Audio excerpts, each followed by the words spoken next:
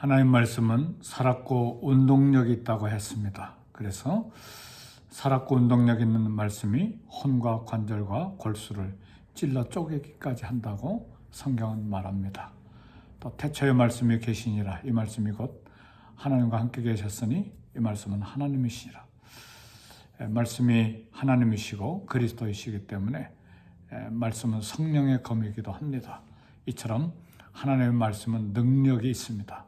근데 우리 사람이 쓰는 언어에도 힘이 있습니다. 힘이 있기 때문에 영향력이 있습니다. 그 영향력 때문에 우리 어떤 언어를 사용하느냐에 따라서 우리의 인격이 형성이 되고 우리 인생의 운명이 또 바뀌기도 합니다. 따라서 우리는 늘 긍정적인 말, 또 하나님 앞에 영광이 되는 말을 사용하는데 마음을 써야 합니다.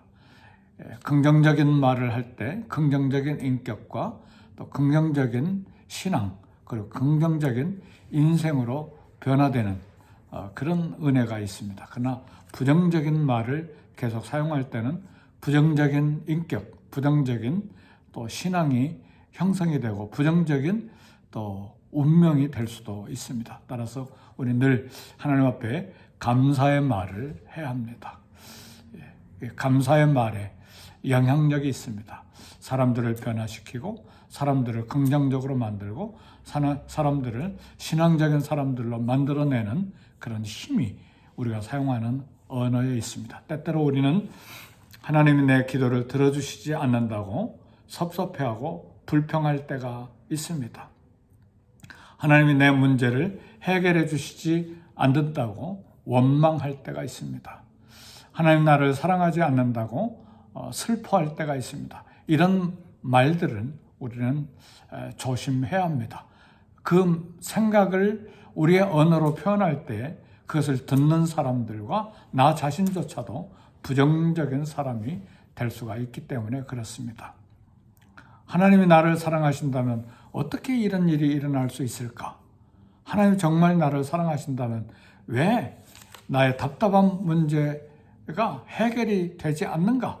우리는 생각할 수 있고 기도할 때 하나님께 말씀을 드릴 수 있지만 그러나 이런 생각을 언어로 표현함으로써 다른 사람에게 마음을 드러낼 때 그것이 영향력이 돼서 하나님께 대한 부정적인 생각을 만들게 되는 것입니다. 이 같은 불평과 원망에 대해서 하나님은 우리에게 이렇게 질문하실 수가 있습니다. 너는 나를 사랑한다고 하면서 어떻게 이런 일을 내게 하고 어떻게 너는 나를 사랑한다고 하면서 불순종할 수가 있겠느냐? 이렇게 질문하실 수가 있습니다. 사실 하나님께서는 우리에게 질문하실 것들이 많이 있으십니다.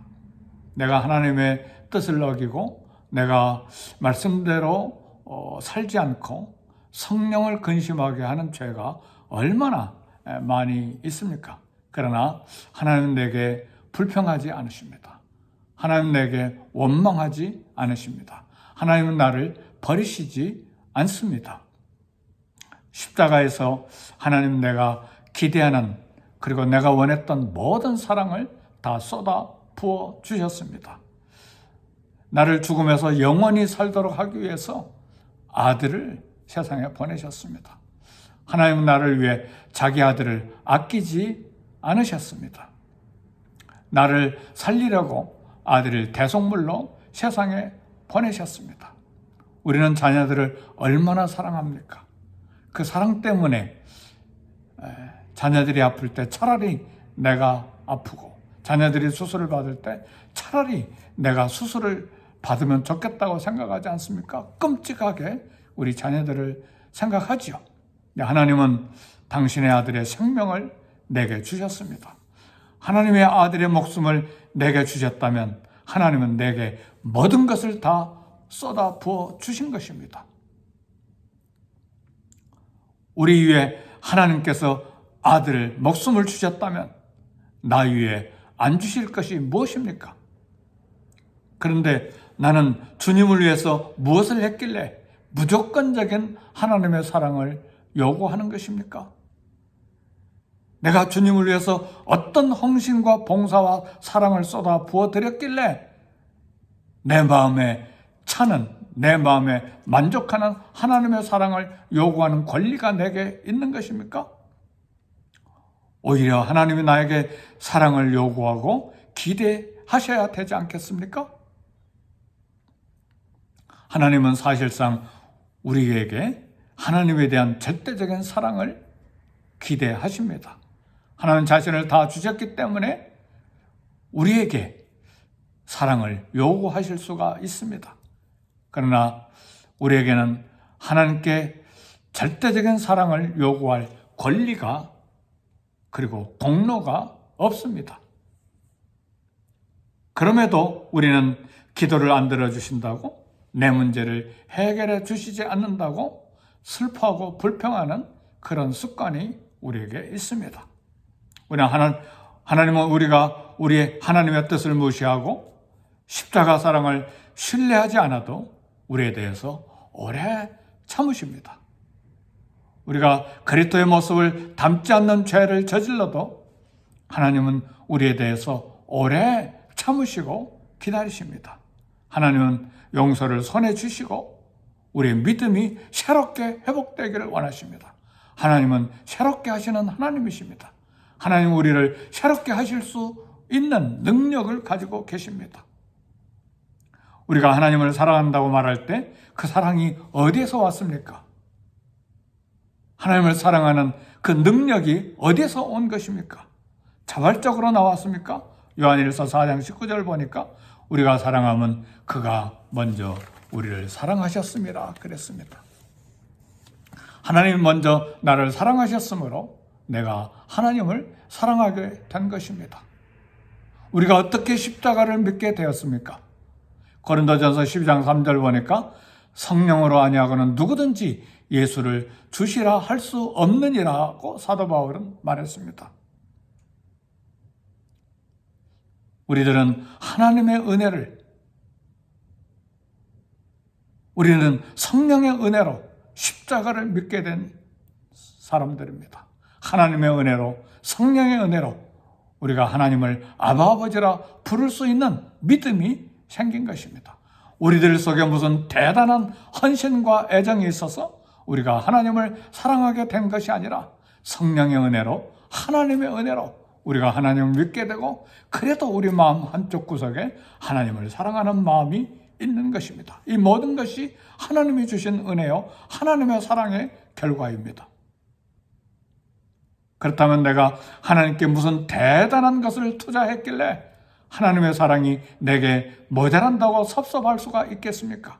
어떻게 하나님께 섭섭해하고 하나님을 원망할 수가 있겠습니까? 우리는 십자가를 바라봐야 합니다. 하나님이 나를 사랑하지 않는다고 말할 때마다 나는 십자가에 매달린 예수님을 바라봐야 합니다. 하나님이 나를 사랑하지 아니한다고 의심할 땐 우리는 예수님의 얼굴에 침을 뱉는 것입니다. 내가 하나님의 돌보심과 자비를 의심할 때마다 나는 하나님을 악한 분으로 몰아치는 것입니다. 내가 하나님을 원망하는 것은 하나님을 판단하고 정죄하는 것입니다. 요한일서 4장 10절에 사랑은 여기 있으니 우리가 하나님을 사랑한 것이 아니요 하나님 우리를 사랑하사 우리 죄를 속하기 위하여 화목제물로 그 아들을 보내셨음이라고 했습니다. 하나님은 사랑 때문에 나와 우리를 오래 참으십니다. 사랑은 오래 참고 사랑은 모든 것을 참으며 사랑은 모든 것을 견디느니라. 하나님은 오래 참고 하나님은 모든 것을 참으며 하나님은 모든 것을 견디십니다. 내가 죄인임에도 불구하고 아직 호흡하고 살고 있는 것은 하나님 사랑 때문입니다. 이는 하나님은 사랑이심이라. 이 시간 우리의 믿음이 새로워지기를 하나님께서 원하십니다. 하나님은 우리를 새롭게 하시는 하나님이십니다. 우리의 믿음이 새롭게 되기를 위해서 기도하고, 우리 교회가 새롭게 되기를 위해서 기도하고, 우리 목장이 새롭게 되기를 위해서 기도하고, 나와 우리 가정과 자녀들이 새롭게 되기를 위해서 기도하고 우리의 믿음과 우리의 헌신과 봉사가 새롭게 되기를 위해서 우리 함께 기도하십시다.